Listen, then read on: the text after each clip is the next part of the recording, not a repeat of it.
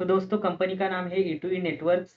Video में हम detail में एनालिसिस करने वाले हैं E2E नेटवर्क्स के बारे में, जहाँ पे हम पॉइंट वाइज देखेंगे बिजनेस के बारे में, फाइनेंशियल परफॉर्मेंस के बारे में, कंपनी के स्ट्रेंथ के बारे में, कंपनी क्या चैलेंजेस फेस कर रही है, कंपनी वो चैलेंजेस ओवरकम करने के लिए क्या स्टेप्स ले रही है, कंपनी का फ्यूचर का आउटलुक देखेंगे और कंपनी का शेयर के प्राइस के बारे में भी डिस्कस करेंगे। एंड फाइनली कंपनी पे हम कंक्लूजन ड्रॉ करेंगे। तो ये सब जानने के लिए दोस्तों वीडियो को स्टार्टिंग टू एंड ज़रूर देखिए। तो चलिए दोस्तों शुरू करते हैं अपना डिटेल एनालिसिस। तो दोस्तों कंपनी के बिजनेस के बारे में जान लेते हैं। E2E network is a leading cloud infrastructure provider in India, specializing in GPU and AI/ML workloads. The company focuses on offering scalable, high-performance cloud solutions for enterprises, startups, government organizations, and research institutions. की offerings क्या है? Cloud native service provide करती है, high performance storage solution provide करती है, advance networking, load balancing, firewall and database services provide करती है, AI/ML platform for data scientist and developers. तो कंपनी AI तो कंपनी क्लाउड सर्विसेज प्रोवाइड करती है दोस्तों। क्लाउड सर्विसेज वो चीज़ है जहाँ पे डेटा स्टोरेज होता है। किनका डेटा स्टोरेज होता है दोस्तों? वेबसाइट्स का, एप्लीकेशंस का एंड सॉफ्टवेयर का डेटा स्टोरेज क्लाउड पे होता है। मतलब आप एक बात समझ लो कि without cloud service website, application, software बिल्कुल भी चल नहीं सकते। इसका मतलब ये समझो दोस्तों कि क्लाउड सर्विसेज के लिए आज के दुनिया में कितना ज़्यादा डिमांड है एंड फ्यूचर में भी ये डिमांड ज़रूर रहेगा, क्योंकि अगर क्लाउड सर्विसेज नहीं रहेगा तो आप कोई भी ऑनलाइन बिजनेस कर ही नहीं सकते। अब देखो दोस्तों क्लाउड सर्विसेज का बिजनेस कितना बड़ा है, ये आपको एक बात से समझेगा। आप E2E क्लाउड सर्विसेज की प्राइसिंग देखिए। ये प्लान्स है क्लाउड सर्विसेज का, और यहाँ पे monthly billing and yearly billing आप देख सकते हो। ईयरली बिलिंग की बात करें तो ये प्लान अनुसार आप देख सकते हो 22 लाख, 45 लाख, 91 लाख, 1 करोड़ 82 लाख। मतलब देखिए दोस्तों एक एक क्लाइंट से इतना सारा पैसा यहाँ पे कलेक्ट हो सकता है। मतलब आप समझो कि ये बिजनेस कितना बड़ा है। मतलब दोस्तों कहना यही है कि E2E के पास ग्रोथ अपॉर्चुनिटीज काफ़ी बड़े हैं। फाइनेंशियल परफॉर्मेंस के बारे में दोस्तों जान लेते हैं ऑफ Q3 फाइनेंशियल 25। मतलब जो रिसेंट क्वार्टर आया है उसके बारे में हम जानकारी ले लेते हैं। तो रिवेन्यू आया है 41.6 करोड़ का, जो बढ़ गया है 73.7% से। ईयर ऑन ईयर अगर आप कंपेयर करोगे तो अगर क्वार्टर ऑन क्वार्टर देखोगे तो 12.6% का डिक्लाइन आया है। ये डिक्लाइन क्यों आया है दोस्तों? So decline attributed to churn and down scaling of bursty training workloads by large customers.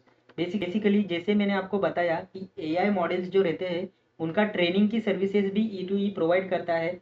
तो कुछ बड़े कस्टमर्स है जो AI का ट्रेनिंग सर्विसेज E2E से ले रहे थे, तो उन्होंने Q3 में वो सर्विसेज कुछ देर के लिए स्टॉप कर दिए थे।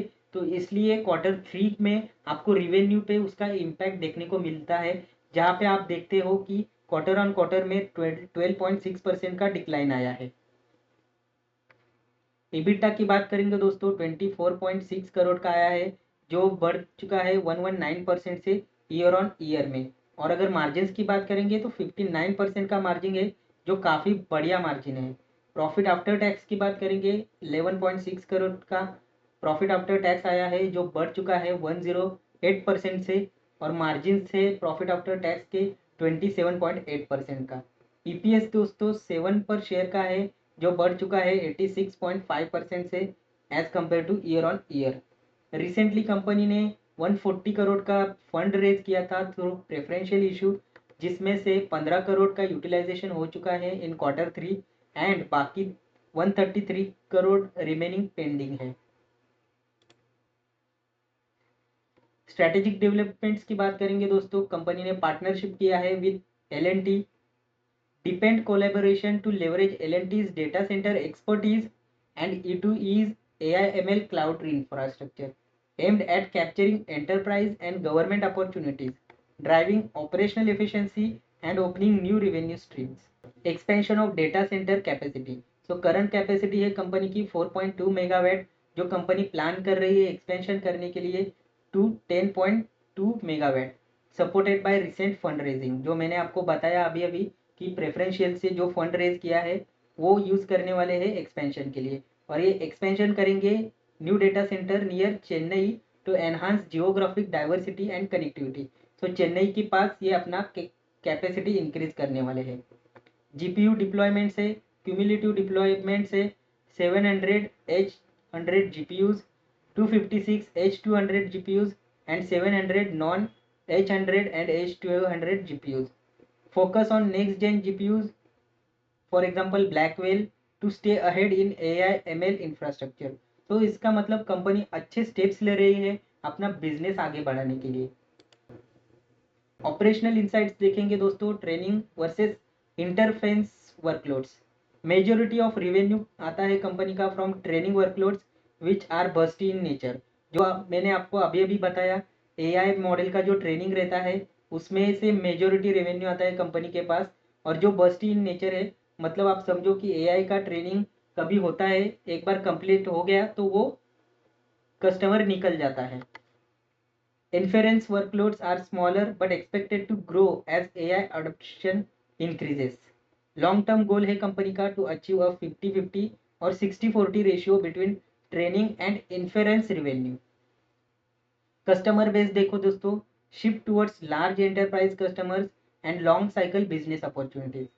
Collaboration with L&T to target high value enterprise and government contracts. अगर ये high value enterprise and government contracts connect होते हैं कंपनी के साथ तो कंपनी का रिवेन्यू आपको काफ़ी ज़्यादा बढ़ता हुआ दिखाई देगा. जियोग्राफिकल फोकस है कंपनी का प्राइमरीली इंडिया में ही है with plans to expand into other markets in the medium to long term. मतलब कंपनी का ये भी प्लान है कि एक्सपेंड करना है बिजनेस को outside of India. Challenges and risk क्या है कंपनी के पास, तो रिवेन्यू वोलेटिलिटी है. Quarter on quarter revenue decline due to churn and down scaling of training workloads by large customers, जो मैंने आपको अभी अभी बताया था. Bursty nature of training workloads impact revenue concentration at smaller scale. वही मैंने आपको बताया कि ट्रेनिंग जो कंप्लीशन हो गया तो कस्टमर निकल जाता है और ये कंपनी के साथ सालों साल रहने ही वाला है. कॉम्पिटिटिव इंटेंसिटी क्या है, increasing competition from global players like AWS and Google cloud. अब देखो दोस्तों, AWS एंड गूगल ये काफ़ी बिग जायंट्स है इंडस्ट्री के और इनके साथ कंपटीशन करना इतना आसान नहीं है, बट ये एक कंपनी के पास रिस्क रहेगा. Need to differentiate through superior price to performance ratios and platform capabilities. So company को क्वालिटी प्रोवाइड करना पड़ेगा अगर बिग प्लेयर से कंपटीशन करना है तो. रेगुलेटरी रिस्क है, potential impact of US government's new GPO export rules, दो minimal short term effect expected. Future outlook की बात करेंगे दोस्तों, AI and cloud growth. Strong demand for AI ML infrastructure expected to drive long term growth. Expansion of data center capacity and GPU deployments to meet growing demand. Strategic focus में leveraging partnership है to capture enterprise and government opportunities. Investing in next gen GPU technology to maintain competitive edge. So company अच्छे steps ले रही है, यही मैं आपको बताना चाहता हूँ. मार्केट एक्सपेंशन कर रही company, plans to expand beyond India potentially through software and services in international markets. Key takeaways क्या है दोस्तों, positive long term growth story है. E2E network is well position to benefit from India's digital transformation and AI adaptation. Strong financial performance है despite of short term challenges. Execution of risk क्या है, revenue volatility है and competitive pressure जो remain key risk, मतलब risk ये रहने ही वाला है. Successful execution of expansion plans and partnerships will critical. So partnership and expansion ये कंपनी के लिए काफ़ी ज़्यादा इंपॉर्टेंट रहने वाला है. वैल्यूएशन की बात करेंगे दोस्तों, करंट प्राइस जो अभी करेक्शन हुआ है तो ये हमें एक बाइंग अपॉर्चुनिटीज देता है फॉर लॉन्ग टर्म इन्वेस्टर्स. अगर लॉन्ग टर्म के लिए आप सोच रहे हो तो करंट लेवल्स लॉन्ग टर्म के लिए एक अच्छी अपॉर्चुनिटी प्रोवाइड कर रही है. Focus on scalability, profitability and market share gain in AI ML space. So अगर कंपनी का प्रॉफिटेबिलिटी, स्केलेबिलिटी और मार्केट शेयर अगर बढ़ता है तो कंपनी को इससे काफ़ी ज़्यादा फायदा हो सकता है.